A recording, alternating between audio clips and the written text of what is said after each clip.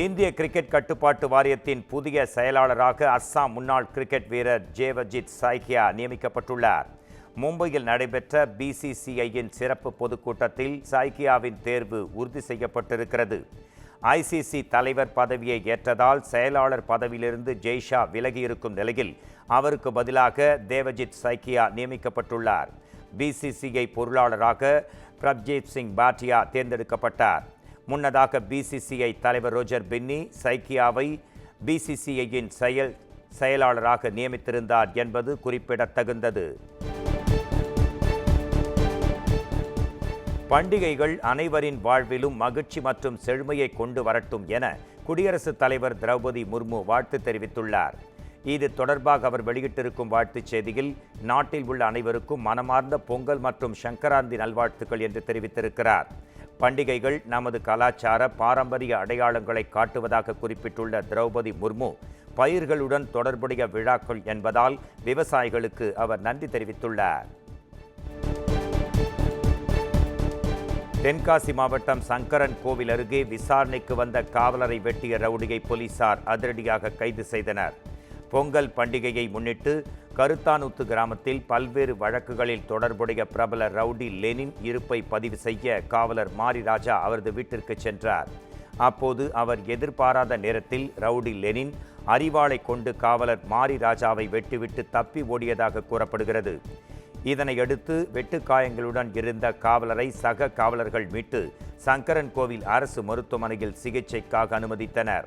மேலும் தப்பி ஓடிய லெனினை காவல்துறையினர் கைது செய்தனர். விருதுநகர் மாவட்டம் சிவகாசியில் தங்கையை காதலித்த கல்லூரி மாணவனை கத்தியால் குத்தி கொலை செய்த 17 வயது சிறுவன் கைது செய்யப்பட்டான். திருத்தங்கல் கண்ணகி காலனியைச் சேர்ந்த கல்லூரி மாணவரான வீரமாணிக்கம் அதே பகுதியைச் சேர்ந்த 17 வயது சிறுவனின் சித்தி மகளான 14 வயது சிறுமியை காதலித்து வந்தார். இதனை அறிந்த சிறுவன் வீரமாணிக்கத்தை கண்டித்தார். இதனால் இருவருக்கும் இடையே முன்பகை இருந்த நிலையில் வீரமாணிக்கத்திடம் சமரசம் பேசலாம் என்று அழைத்த சிறுவன் அவரை கத்தியால் சரமாரியாக குத்திவிட்டு அங்கிருந்து தப்பி ஓடினான். இதனால் இரத்த வெள்ளத்தில் சரிந்து விழுந்த கல்லூரி மாணவரை அவரது உறவினர்கள் மீட்டு விருதுநகர் அரசு மருத்துவமனையில் அனுமதித்தனர். அங்கு அவர் சிகிச்சை பலனின்றி உயிரிழந்த நிலையில் 17 வயது சிறுவனை போலீசார் கைது செய்து சிறையில் அடைத்தனர். திருப்பூரில் பொங்கல் விடுமுறையை முன்னிட்டு சொந்த ஊர்களுக்கு படையெடுத்த புலம்பெயர் தொழிலாளர்களால் ரயில் நிலையத்தில் கூட்டம் அலைமோதியது. பின்னலாடை நகரமான திருப்பூரில் ஏராளமான வெளி மாநில தொழிலாளர்கள் பணியாற்றி வருகின்றனர். இவர்களுக்கு ஒரு வாரம் விடுமுறை அறிவிக்கப்பட்டிருக்கும் நிலையில் சொந்த ஊரில் மகர சங்கராந்தி விழா கொண்டாடுவதற்காக புறப்பட்டு சென்றனர். இதனால் திருப்பூரில் இருந்து வட மாநிலங்களுக்கு செல்லக்கூடிய ரயில்களில் கூட்டம் அதிகமாகவே இருந்தது. அனைத்து ரயில் பெட்டிகளிலும் அதிக அளவில் மக்கள் ஏறியதால் முன்பதிவு செய்த பயணிகளும் கடும் சிரமத்திற்குள்ளாயினர். இதனைத் தொடர்ந்து போலீசார் அங்கு வந்து கூட்டத்தை ஒழுங்குபடுத்திய போதிலும் தொழிலாளர்கள் படியில் தொங்கியபடியே சென்றனர்.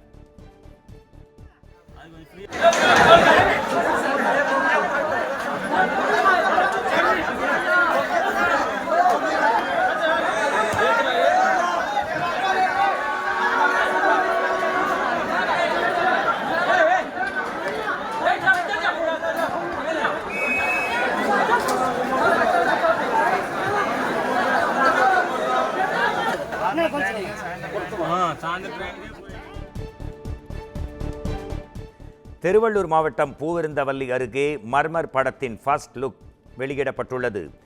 தண்டலத்தில் இருக்கும் தனியார் கல்லூரியில் நடைபெற்ற நிகழ்ச்சியில் மர்மர் படத்தின் ஃபர்ஸ்ட் லுக்கை படக்குழு வெளியிட்டது. இந்த படம் பவுண்ட் ஃபுட்டேஜ் முறையில் படமாக்கப்பட்டிருப்பதாக படத்தின் இயக்குனர் ஹேம்நாத் நாராயணன் தெரிவித்துள்ளார். ஹாரர் படமாக எடுக்கப்பட்டிருக்கும் இப்படத்தில் இசையமைப்பாளரை பயன்படுத்தவில்லை என்றும் அவர் கூறியிருக்கிறார்.